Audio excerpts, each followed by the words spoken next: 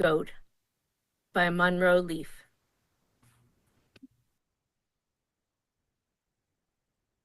Gordon was a goat, and he lived in Texas. Gordon liked to eat. He didn't care what he ate. He would try anything. Most of the time he ate leaves from the mesquite trees, but he would just as soon try a dish towel or a delicious ham if he could get it. And every now and then Gordon would bite a cactus, but he was very sorry every time he did. Gordon lived on a ranch with a lot of other goats, and he didn't work very hard. All Gordon did was go on being Gordon day after day, and now and then he would get his hair cut. And the men who cut his hair called it mohair, and they sold it to other people, and the people used the mohair to make cloth and to stuff cushions. And that was all right with Gordon. He didn't care what the men did with his hair, just so they didn't nick him while they were cutting it off. Some of the goats on the ranch were called lead goats. They were called lead goats because the other goats followed them around. Whenever a lead goat got tired of staying in one place, he would go to another place. All the other goats would tag along behind him. Sometimes the new place was better than the old place, and sometimes it was worse. Better or worse, when the lead goat went, all the rest of the goats went along. Gordon went too. He didn't know why. He just did what all the rest of the other goats did. He didn't really think about it, but it took Gordon so long to get going. All the other goats were ahead of him. Gordon was always at the tail end of the line. One hot day, the lead goat got tired and stayed where he was. So he set out to find another place. He remembered seeing some new weeds on the other side of a hill. Off he went to find the new weeds, and the rest of the goats followed him, with Gordon at the end of the line. After a long, hot walk, the goats found the new weeds. Gordon ate some. The weeds were not very good, and soon Gordon did not feel very well. He was sorry he'd come along at all. Gordon sat down on the side of the hill. He made up his mind to stay there until he felt better. Just then, when Gordon was getting comfortable, the lead goat set off for another place. Away he went, and the other goats followed him. The very last goat was Gordon, who really didn't feel like going at all. Gordon walked and walked. The hot sun beat down on him, and Gordon began to wonder, why had he come along? Why didn't he do some thinking for himself? Why did he follow all the other goats who were following the lead goat, just because that was what they always did? It didn't make sense to Gordon. All of a sudden, Gordon saw something way off ahead of all the goats. It was big, dark, dusty-looking thing, and it was coming right at them. It began on the ground and went clear up into the sky. It was the biggest thing Gordon had ever seen. The thing was coming at them. Faster and faster. Gordon wished that the lead goat would turn around and go somewhere else. But the lead goat went on walking straight ahead, and so the goats went on walking straight ahead too. The thing came at them until all the goats were right in the middle of it. It was a twister. Now a twister, a tornado, is no fun to be in, and Gordon was scared. Up he flew in a black cloud. It tossed him around and around. It tossed him upside down and up.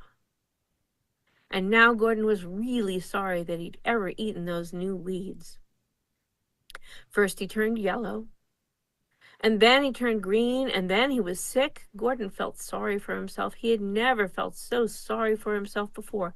When he thought he just couldn't last much longer, he saw the old lead goat go spinning past him. The old goat went higher and higher. He looked as if he was worse than Gordon. Just then, Gordon was blown out of the twister and he landed with a thud in the middle of a field. The field was soft enough to keep him from breaking his bones, but it was hard enough to hurt a lot. After a long time, Gordon got up. He was stiff and sore. He ached all over. But Gordon knew something now that he would never forget. Never again would he follow along just because everyone else did. He was going to find out first where he was going, why he was going, and what he was going to do when he got there. Gordon does his own thinking now. He gets along much better than before.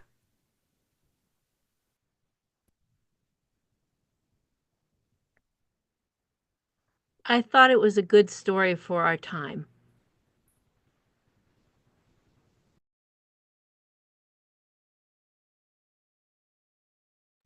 And when we get to the chat at the end, I'm going to ask you guys what you think of the open library page flipper, if you liked it or not.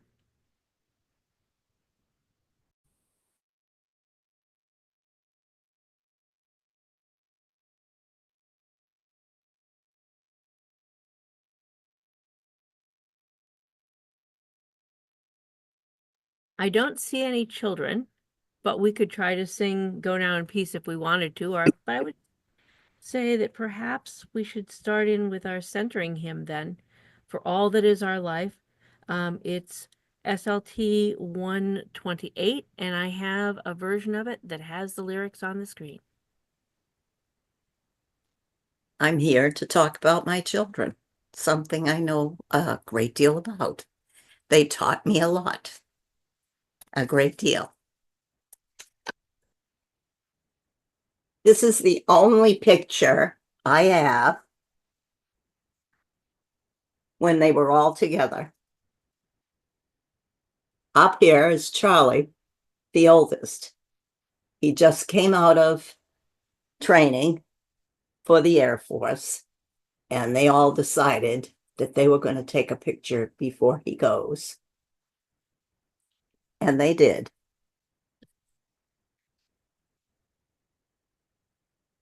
I got these children a little at a time. My first child was of my first marriage. My second child that I bore was on my second marriage. Boys came to me in two groups. One night, we got a phone call from the Woburn police, and two of the boys were left in a car by themselves at 3 o'clock in the morning. We were very lucky. My husband knew the police that found them, and instead of reporting it to DSS right away, they called us.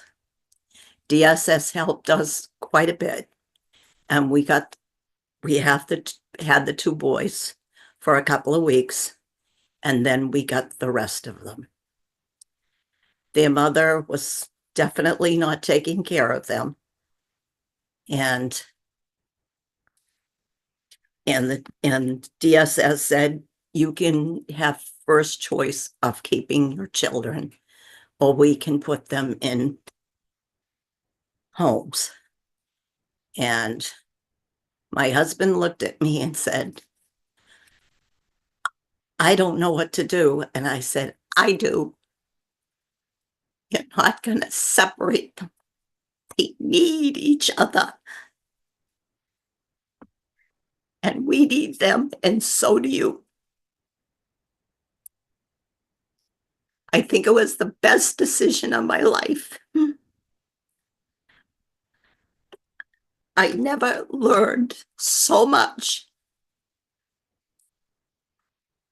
all these years with my kids. They pursue to educate me every chance they get. It was hard in the beginning. They were scared. They really didn't know what to do or what was going to happen. And at night, my husband and I would say, look at hon, we have to provide a nighted front because there's 7 of them and only 2 of us. It got easier and sometimes harder. They made mistakes. We made mistakes. And they got through school, education. Some went to college. And I began to think and find that each one was different. Each had a love for different things. They wanted to do what they wanted to do and not to mold them into what we thought they should be doing. All I said, you need to be kind to each other, to others. Don't take don't take it too deep, but I will help you and your father will help you with everything we have, that you can be whatever you want. And Charlie wanted to see the world, and that's what he did and is still doing. He has 2 daughters of his own and 4 grandchildren. The 2 girls are married, happy. The oldest has 4 boys. The youngest has 3 girls. Everyone is happy. Jimmy loves it. He's here. He lives in Lowell. He's the youngest of the crowd. He lives out in my backyard in Dad's place. He's used it all the time. He helps all the time, and all his buddies help me too. Robert's out. He went into the Air Force and joined his brother all during the desert storm. I worried about him, but Charlie kept me posted. He was in Germany. They're allowed to be in the same Air Force, but in the government, but they can't be in the same place. And he did very well. He has he works for airlines in the United States, and he loves his job. My youngest daughter is just in Wilmington, too busy. She's the outlaw of the family. She married a Catholic boy and very strict about their religion, and the boys don't like her husband. That is the only bad thing. They respect what she does, they respect their family, and but the husband comes first and her children, and that's okay too. They're not bad, they've done good things, they take care of themselves.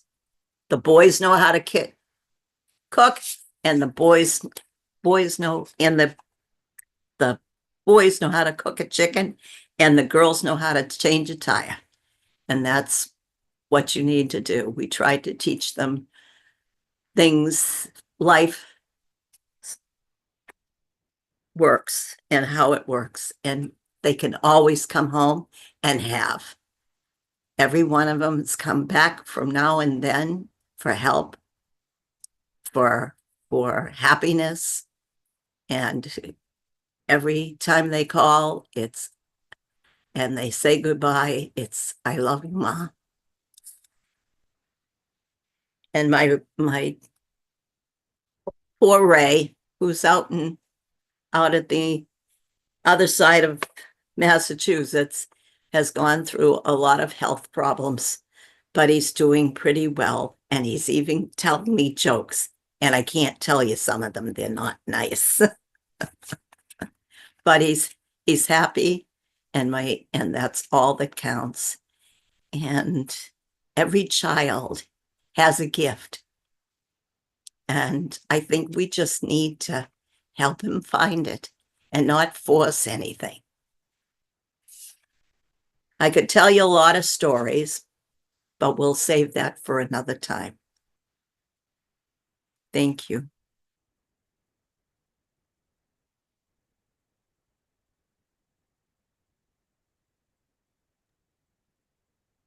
Thank you, Ida.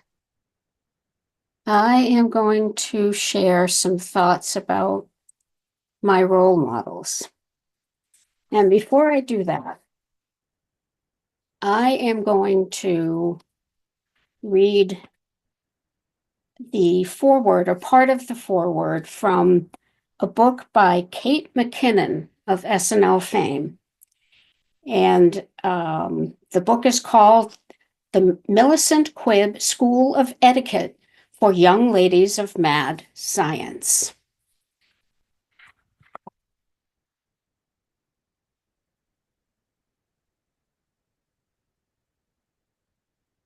Good evening. My name is Dr. G. Edwina Candlestink. I am a mad scientist, a prize-winning quiltist, and a one-time concert violist. Man, do I hate the viola. I begin this book from my study, which is wood-paneled and gorgeous. It was in this very study that my publisher, Mr. Bookman, called and said, Dr. Candlestink, your adult books about mad science are not selling very well. And I said, well, crud in a tub. Why do you think that is? And he said, they're very dry. No one is going to buy a book called The Unnatural Yams of Alberta, a history. And I said, you clown, that book is a page turner. And he said, why don't you write a book about mad science for the young? And I said, fine, but I can't type right now because my hands are lizard hands. And he said, what do you mean? And I said, I just did an experiment with an iguana, and now my hands are lizard hands and I can't hold a pen. Was I not clear?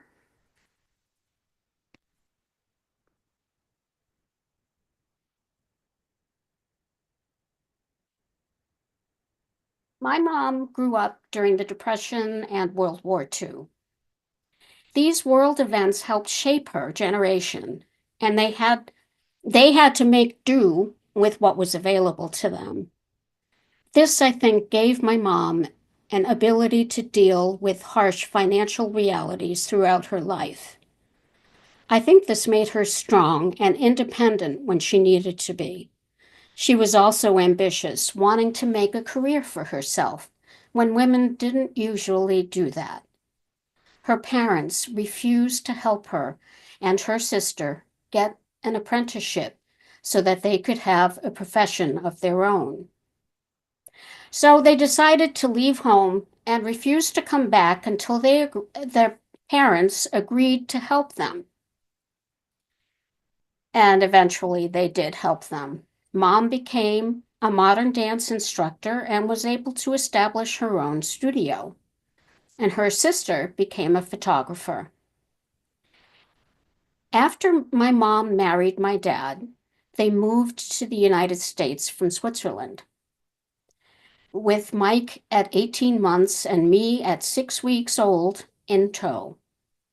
Their relationship fell apart very unhappily, and during our childhoods, many fights and lack of financial help from my dad forced my mom to work outside the home after school, so Mike and I were latchkey kids.